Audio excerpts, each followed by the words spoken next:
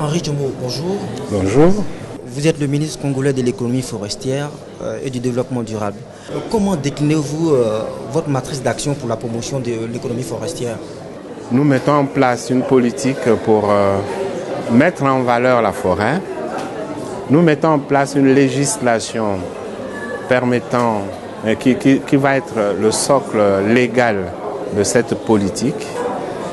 Et puis, nous voyons les moyens de mise en œuvre, en commençant par les ressources humaines, qui au départ paraissent toujours insuffisantes en nombre comme en qualité, mais qu'au fur et à mesure, nous essayons de nous doter.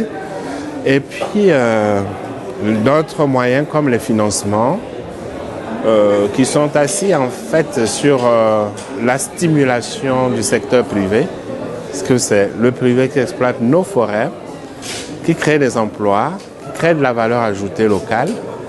Et donc il faut appuyer le privé pour qu'il puisse produire comme il se doit.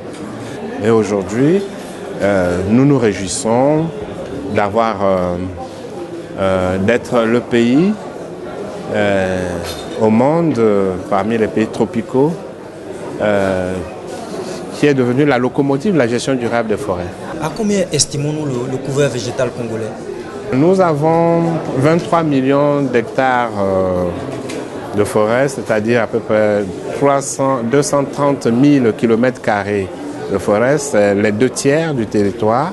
On a tous les types de forêts, mais la plus grande partie de la forêt, elle est dense et humide. Donc, le type même de la forêt tropicale. Monsieur le ministre, parlons à présent d'économie durable. Quelles sont les actions que vous menez au sein de votre département? La base de tout ce que nous faisons en matière de gestion durable des forêts, c'est l'aménagement d'abord. L'aménagement forestier, qui est une activité hautement technique qui nous permet de faire des inventaires multi-ressources, donc de savoir tout ce qu'on a en faune et en flore dans un territoire donné, les zones qui peuvent servir à différents usages comme le développement économique, donc le développement économique, la conservation, pour que certaines parties du territoire ne puissent pas être utilisées pour la production de bois et qu'elles soient protégées. On a aussi des zones de conservation où on découvre une biodiversité exceptionnelle. Ces zones sont conservées et enfin, il y a des parties que nous laissons aux populations pour leurs usages. Et pour ce qui concerne l'exploitation du bois, et là aussi, il y a des règles précises qui concernent les rotations applicables pour assurer la pérennité, le renouvellement de la ressource par elle-même sans que l'on puisse planter un seul arbre. Et ensuite, nous sommes arrivés à la certification forestière qui atteste que telle concession est bien gérée, respectueuse de l'environnement, respectueuse des principes de développement durable, et elle mérite donc un certificat. Et le certificat auquel nous sommes parvenus, celui auquel nous avons adhéré, c'est le plus exigeant au monde, le FSC. Et donc nous avons aujourd'hui 2,5 millions d'hectares de forêts certifiées, FSC, sur les 5 millions d'hectares de l'ensemble du bassin du Congo. Nous avons toujours été jaloux de notre forêt depuis le départ. Dans les années 70 déjà, on avait mis en place une législation qui paraissait dans le temps comme très progressiste en matière de gestion durable des forêts. Et nous n'avons fait qu'améliorer ces bases. Et aujourd'hui, nous avons atteint des résultats élogieux et reconnus par la communauté internationale. Quels sont les enjeux d'une économie verte pour un pays comme le Congo qui dispose d'énormes ressources naturelles?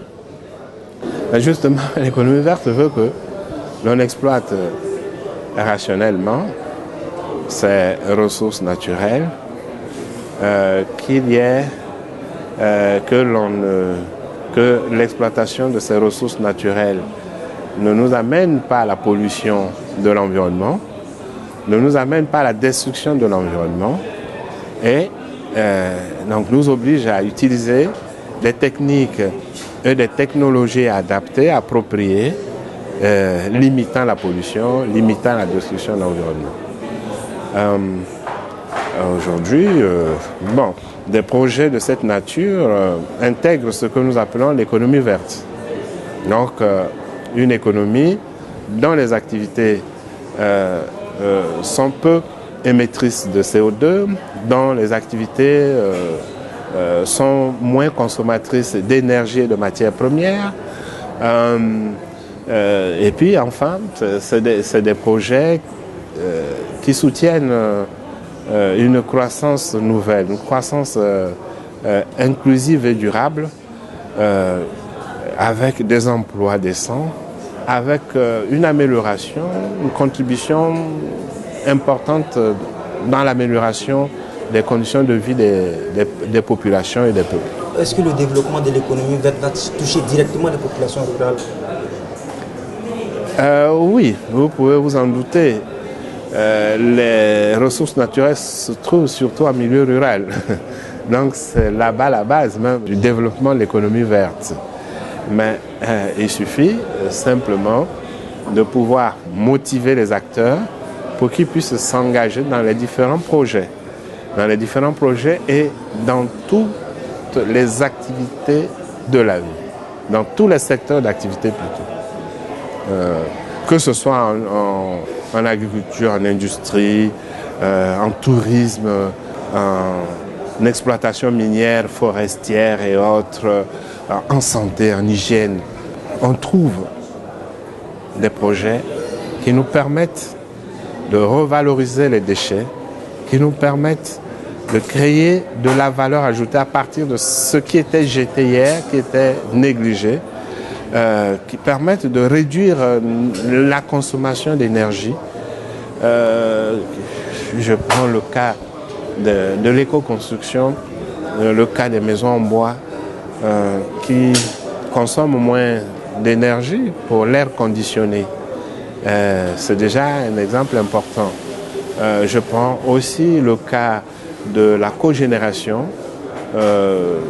assise sur l'utilisation des déchets de bois qui sont brûlés pour produire l'énergie électrique. Et cela est de plus en plus courant dans les chantiers forestiers. Monsieur le ministre, partant du Congo, quel est l'intérêt d'une économie verte pour l'Afrique? L'intérêt va dans l'élargissement de l'économie. L'intérêt va dans les apports nouveaux en économie. L'intérêt va dans l'augmentation des emplois. L'intérêt va dans l'utilisation de nouvelles technologies. C'est une économie à tout point de vue importante pour l'avenir de l'Afrique, qui dispose d'une grande base, qui dispose d'une grande richesse en ressources naturelles.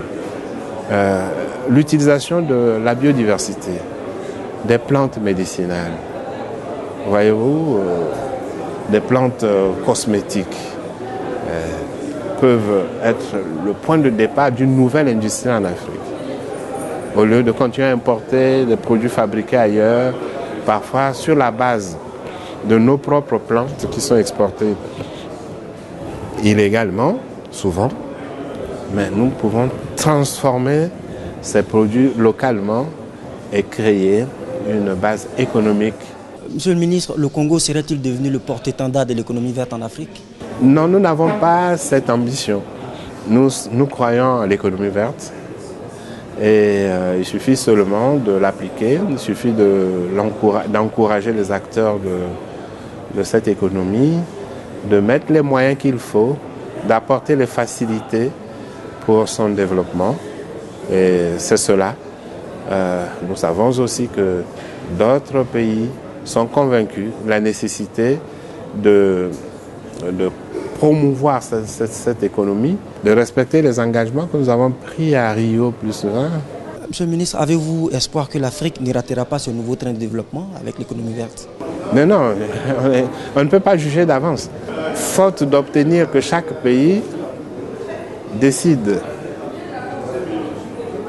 au même moment de se lancer dans un développement durable, mais en se dotant d'une stratégie nationale de développement durable d'abord, que l'Union africaine en élabore les normes, les termes de référence, mette en place les capacités qui vont aider les pays à se lancer dans un esprit de suite, dans ce type de développement. Monsieur le ministre, un mot à l'endroit des Africains sur cette nouvelle possibilité. Il faut simplement que la volonté politique soit forte, qu'elle soit forte et qu'on décide de changer de paradigme, qu'on décide de se lancer dans le développement durable et que l'on utilise tous les instruments à cet effet